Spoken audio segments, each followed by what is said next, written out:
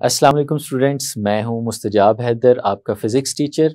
हम लोग chapter number 8 को डिस्कस कर रहे हैं जिसका नाम है वेव्स, और इसमें हम लोगों ने एक टॉपिक स्टार्ट किया हुआ है जो कि पीरियोडिक वेव कहलाता है।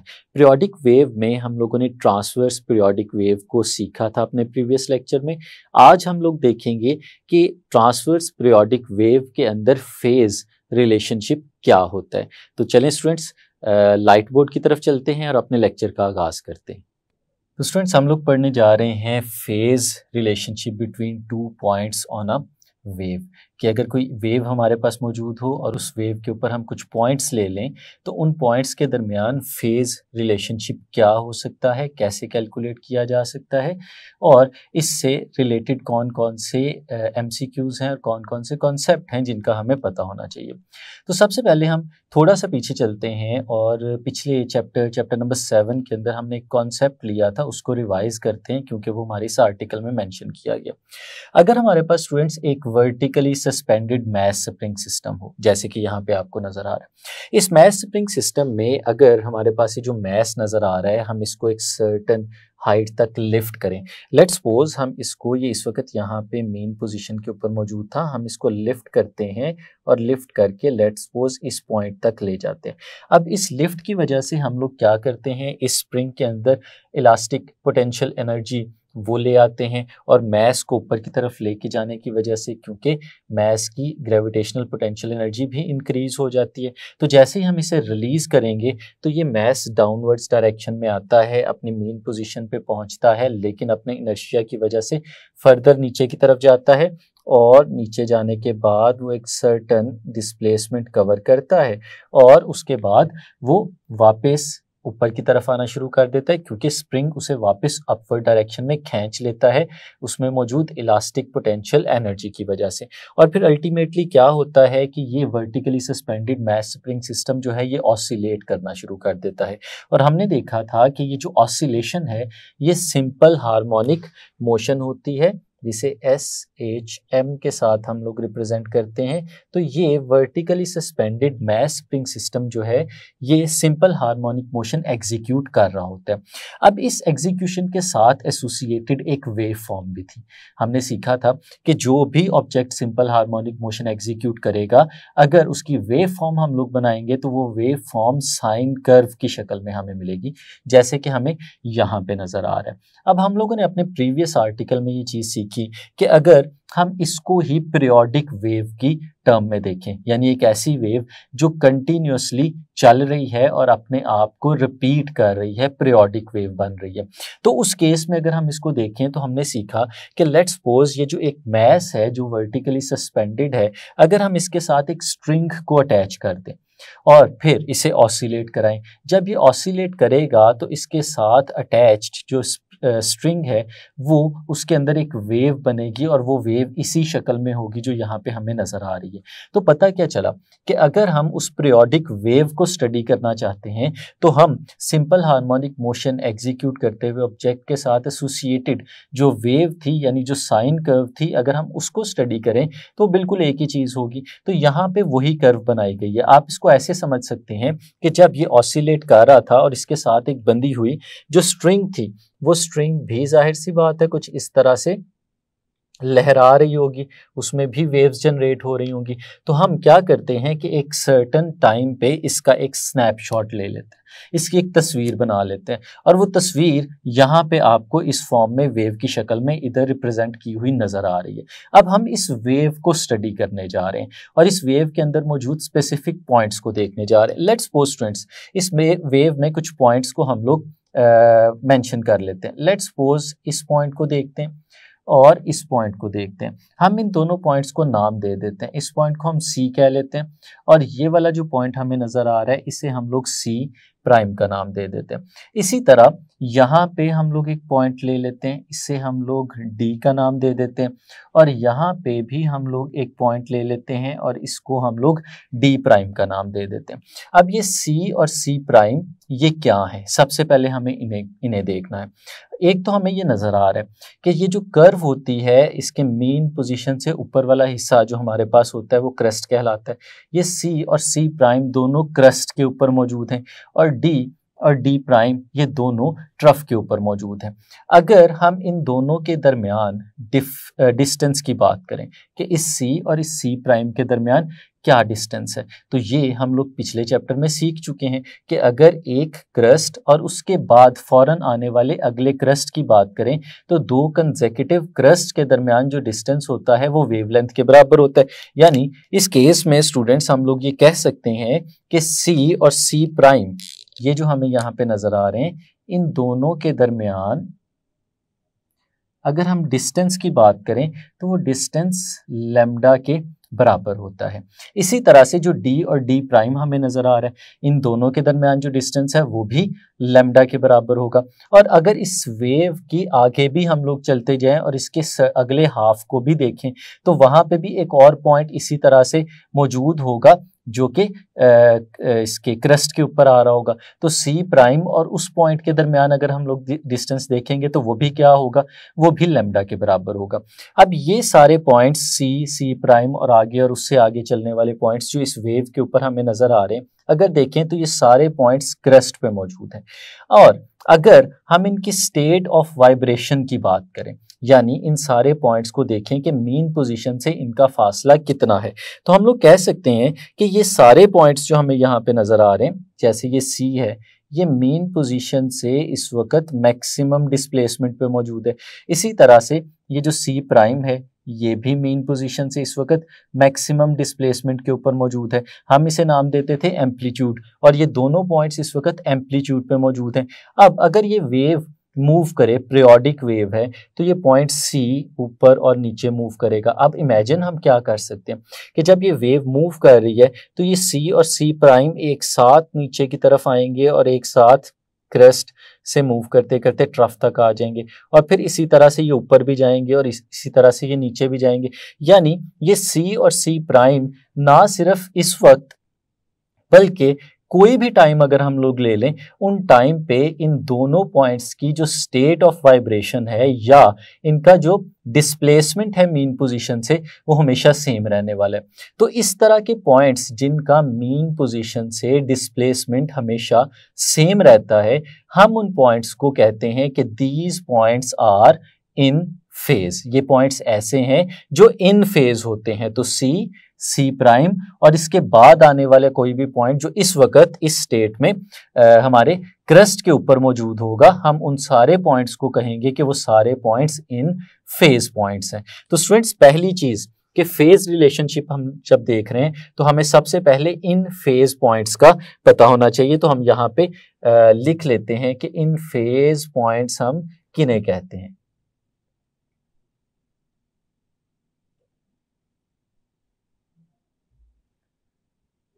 इन फेज। तो स्टूडेंट्स, हमने देखा कि जो सारे पॉइंट्स मौजूद हैं इस वक्त क्रस्ट के ऊपर, और स्टूडेंट्स अगर सी और सी प्राइम की बात करें, इनके दरमियान जो हमें डिस्टेंस नजर आ रहा है वो लैम्डा है। और मैंने कहा कि इसी तरह से आगे इस वेव में अगर एक और पॉइंट आ जाएगा और उस पॉइंट का सी के साथ डिस्टेंस निकाला जाएगा तो लैम्डा ये होगा और एक लैम्डा और ऐड हो जाएगा, यानी वो 2 लैम्डा हो जाएगा। और फिर उस वेव में और आगे चले जाएं तो एक और पॉइंट हमें नजर आएगा जो कि 3 लैम्डा पे हो जाएगा, जो इसी स्टेट ऑफ वाइब्रेशन में होगा। तो हम देखते हैं कि उन तमाम पॉइंट्स का जो स्टेट ऑफ वाइब्रेशन है वो लैम्डा का मल्टीपल बन रहा है। यानी हम लोग कह सकते हैं कि कुछ पॉइंट्स अगर हमारे पास ऐसे मौजूद हों कि जिनका जो डिस्टेंस है, जिनके दरमियान जो डिस्टेंस आ रहा है वो lambda, the points with distance lambda, 2 lambda, 3 lambda and so on. ये जो सारे पॉइंट्स हैं स्टूडेंट्स, ये सारे points same state of vibration पे हैं। The points with distance lambda, 2 lambda, 3 lambda and so on have same state of vibration. इन सब की स्टेट ऑफ वाइब्रेशन सेम है। हम कहते हैं दीज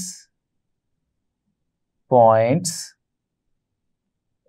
आर इन फेज। तो ये पॉइंट्स स्टूडेंट्स क्या होते हैं, ये सब पॉइंट्स इन फेज होते हैं। जैसे हमारी इस फिगर के अंदर देखें तो हम कह सकते हैं कि हमारी फिगर के अंदर सी प्राइम ये इन फेज हैं, और इसी तरह से जो डी और डी प्राइम हमें नजर आ रहे हैं वो भी क्या हैं, वो भी इन फेज हैं, क्योंकि अगर ये दोनों हमारे पास क्रस्ट के ऊपर मौजूद हैं तो डी और डी प्राइम हमारे पास इस वक्त ट्रफ के अंदर मौजूद हैं। तो स्टूडेंट्स ये पहली चीज हमें पता होनी चाहिए कि इन फेज पॉइंट्स कौन से होते हैं। दूसरी चीज जो बहुत इंपॉर्टेंट है वो है आउट ऑफ फेज।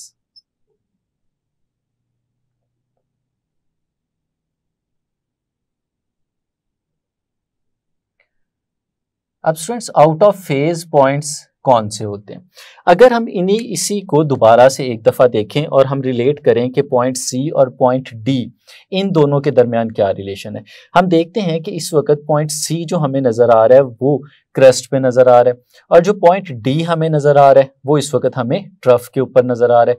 और अगर इस वेव की मूवमेंट को हम लोग स्टडी करेंगे तो जब सी नीचे की तरफ आ रहा होगा तो डी मूव करते करते ऊपर की तरफ जा रहा होगा, ये दोनों एक साथ मीन पोजीशन पे पहुंचेंगे और उस वक्त सी नीचे की तरफ आता चला जाएगा और डी ऊपर की तरफ जाएगा। यानी इनकी जो मूवमेंट है वो एग्जैक्टली ऑपोजिट है। अगर एक पॉइंट अपवर्ड डायरेक्शन में जा रहा है तो दूसरा पॉइंट डाउनवर्ड्स डायरेक्शन में जा रहा होगा। इसी तरह से अगर आप डी प्राइम को भी देखेंगे तो सी जब नीचे की तरफ आ रहा है तो डी और डी प्राइम दोनों ऊपर की तरफ जा रहे हैं। ये वाले पॉइंट्स कुछ ऐसे मूव करते हैं जैसे बिल्कुल ऑपोजिट डायरेक्शन में मूव कर रहे होंगे, आउट ऑफ स्टेप मूव कर रहे होंगे। इसका स्टेप अपवर्ड है, इसका स्टेप डाउनवर्ड्स है, और जब एक डाउनवर्ड्स होगा तो दूसरा अपवर्ड आता चला जाएगा।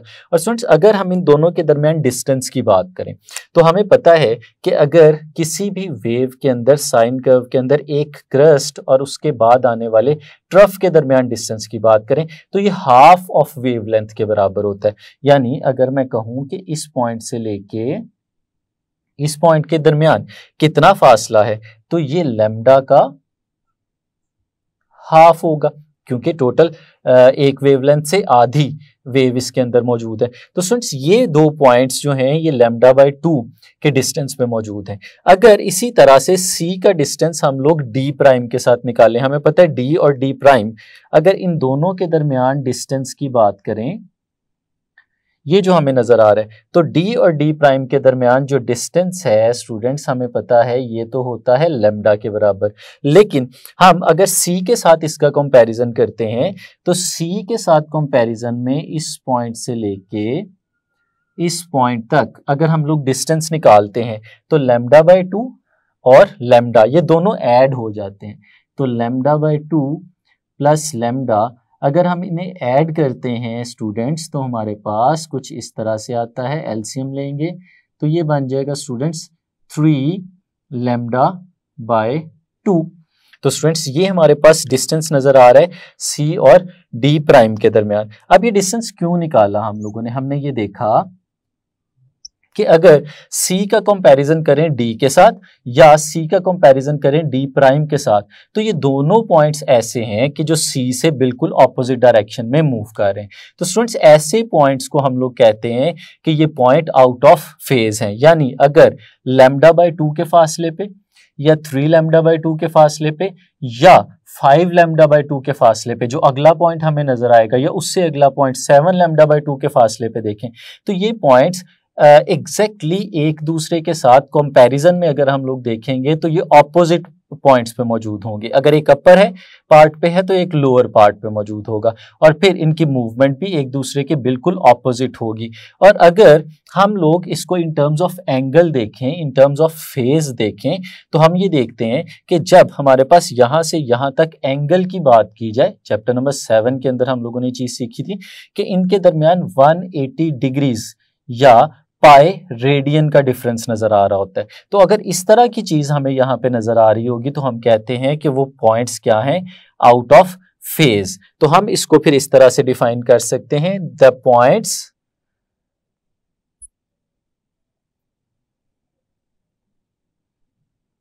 Points with distance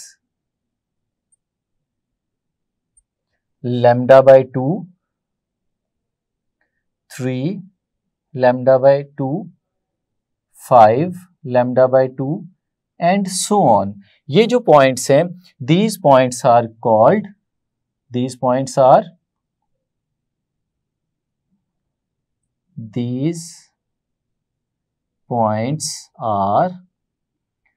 out of phase.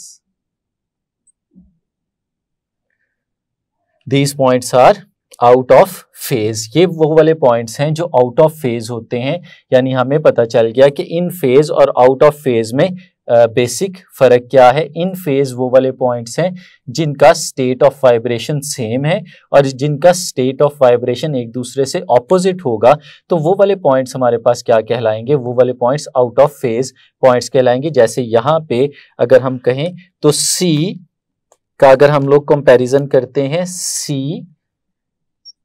And D, और इसी तरह से हम लोग कहते हैं C प्राइम और D प्राइम, या हम लोग कह सकते हैं इसी तरह से कि C और D प्राइम। ये सारे पॉइंट्स जो हमें नजर आ रहे हैं स्टूडेंट्स, ये सारे पॉइंट्स हमारे pass out of phase points कहलाते हैं। तो स्टूडेंट्स ये दो चीजें हमें पता चल गई, इन फेज पॉइंट्स कौन से हैं और आउट ऑफ फेज पॉइंट्स कौन से हैं। अब इसके अलावा भी एक और चीज है कि ये तो हमने एक्सट्रीम पोजीशंस देख ली। जरूरी नहीं है कि हम जब भी कैलकुलेशंस कर रहे हों तो हम डील कर रहे हों एक्सट्रीम पोजीशंस के साथ। ऐसा भी हो सकता है कि पॉइंट्स हमारे पास एक्सट्रीम पोजीशंस पे मौजूद ना हो। लेट्स सपोज हम कहते हैं कि हमारे पास यहाँ पे एक पॉइंट मौजूद था जिसे हम लोग पॉइंट P का नाम दे देते हैं, और इस पॉइंट P का हमारा मीन पोजीशन से जो डिस्प्लेसमेंट था हम उसे x का नाम दे देते हैं। इसी तरह से बिल्कुल एग्जैक्टली इसी डिस्प्लेसमेंट पे यहाँ पे हमारे पास एक और पॉइंट भी था जिसको हम P प्राइम कह देते हैं। इसका मीन पोजीशन से जो डिस्प्लेसमेंट था वो भी x था। तो स्टूडेंट्स अगर इन दो पॉइंट्स की हम लोग बात करें, अब ये एक्सट्रीम पोजीशंस पे मौजूद नहीं है, लेकिन अगर मैं आपसे पूछूं कि इन दोनों पॉइंट्स के दरमियान इस वक्त आपको डिस्टेंस कितना नजर आ रहा है, तो स्टूडेंट्स हम लोग देख सकते हैं कि इन दोनों पॉइंट्स के दरमियान डिस्टेंस भी लैम्डा के बराबर होना चाहिए, क्योंकि जितना C से पीछे ये है उतना ही C प्राइम से पीछे ये है। तो दोनों के दरमियान डिस्टेंस अभी भी लैम्डा के इक्वल होना चाहिए। और अगर इनका डिस्प्लेसमेंट देखते हैं तो इन दोनों का डिस्प्लेसमेंट भी मीन पोजीशन से बराबर है। तो इस बराबर डिस्प्लेसमेंट की वजह से हम लोग इन पॉइंट्स को भी क्या कहेंगे, ये पॉइंट्स भी इन फेज होते हैं। तो हमारे पास P प्राइम ये भी इन फेज है क्योंकि इनका डिस्प्लेसमेंट मीन पोजीशन से बराबर है और एक ही डायरेक्शन में मौजूद है। ऐसा नहीं है कि अगर हम कोई एक पॉइंट यहाँ पे ले लेते हैं इस जगह पे, और लेट्स सपोज अगर हम उसके डिस्प्लेसमेंट की बात करते हैं तो ये उसका डिस्प्लेसमेंट आता है। इस डिस्प्लेसमेंट की मैग्नीट्यूड अगर इस डिस्प्लेसमेंट की मैग्नीट्यूड के बराबर होगी तो हम इसे इन फेज नहीं कह सकते। इन फेज के लिए डिस्प्लेसमेंट का बराबर होना और डिस्प्लेसमेंट की डायरेक्शन का भी सेम होना, यानी स्टेट ऑफ वाइब्रेशन का सेम होना जरूरी है। तो इसलिए P और P प्राइम दोनों पॉइंट्स इन फेज नजर आ रहे हैं। लेकिन स्टूडेंट्स हमेशा हम लोग इन फेज या आउट ऑफ फेज पॉइंट्स के साथ डील नहीं करते।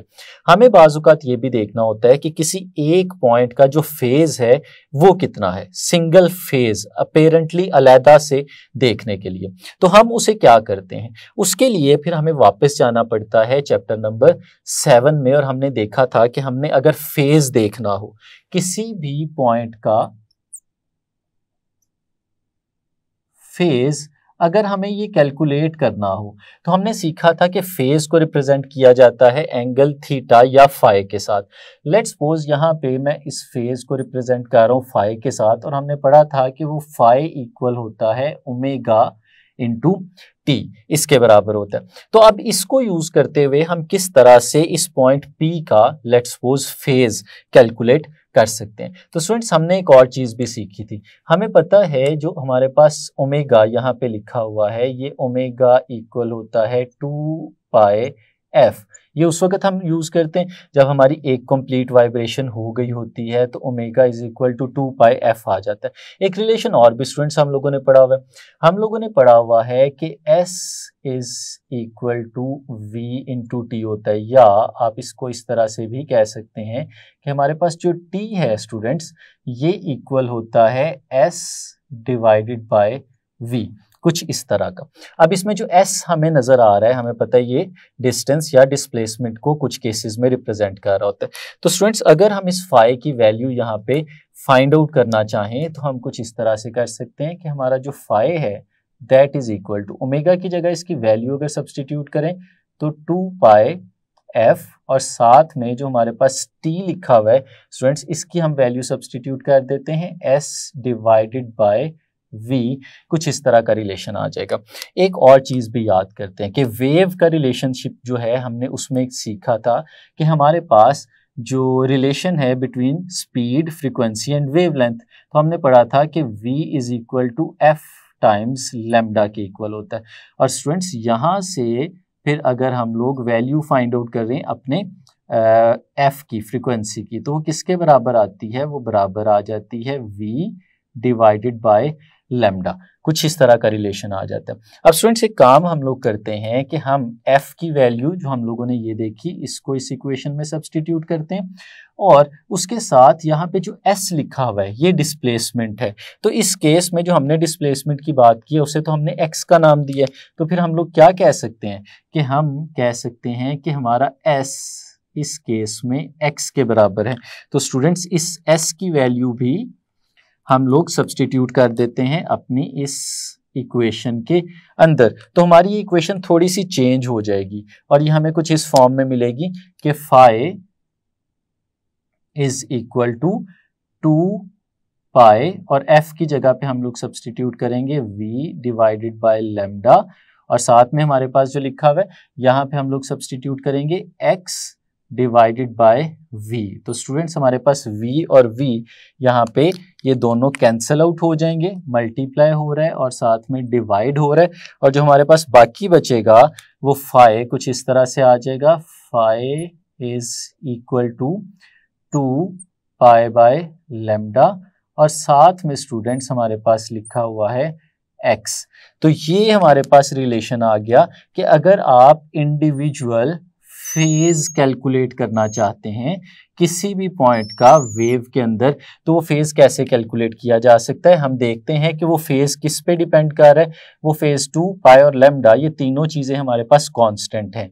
जो फेज हमारा डिपेंड कर रहा है वो सिर्फ x पे डिपेंड कर रहा है और x हमारा है डिस्प्लेसमेंट, यानी जिस पॉइंट का जो डिस्प्लेसमेंट होगा मेन पोजीशन से अगर हमें वो पता है तो हम उसको देखते हुए अपना फेज कैलकुलेट कर सकते हैं जो कि 2 pi by lambda into x के बराबर होता है। और फिर स्टूडेंट्स अगर आप डिफरेंट पॉइंट्स का फेज निकाल लें तो फिर आप उनके दरमियान फेज डिफरेंस भी निकाल सकते हैं और उस फेज डिफरेंस से आप बता सकते हैं कि दो पॉइंट्स के दरमियान क्या रिलेशन है, कोई किसी को लैग कर रहा है या लीड कर रहा है। लैग और लीड का कॉन्सेप्ट भी हम लोग अपने प्रीवियस चैप्टर में सीख चुके हैं, यहाँ पे भी हमें उसी कॉन्सेप्ट को लेके चलना है। जैसे सी और पी को देखें तो हम लोग बता सकते हैं कि सी जो है वो लीड कर रहा है या लैग कर रहा है इस पॉइंट को सिर्फ फेज डिफरेंस को कैलकुलेट करके। तो स्टूडेंट्स ये था हमारे पास phase relation transverse periodic wave के लिए। आज के लेक्चर में उम्मीद है आपने इसे अच्छे से समझ लिया होगा। नेक्स्ट लेक्चर में हम चलेंगे, फर्दर डिस्कस करेंगे। उस वक्त तक के लिए इजाज़त दीजिए। अल्लाह हाफिज़।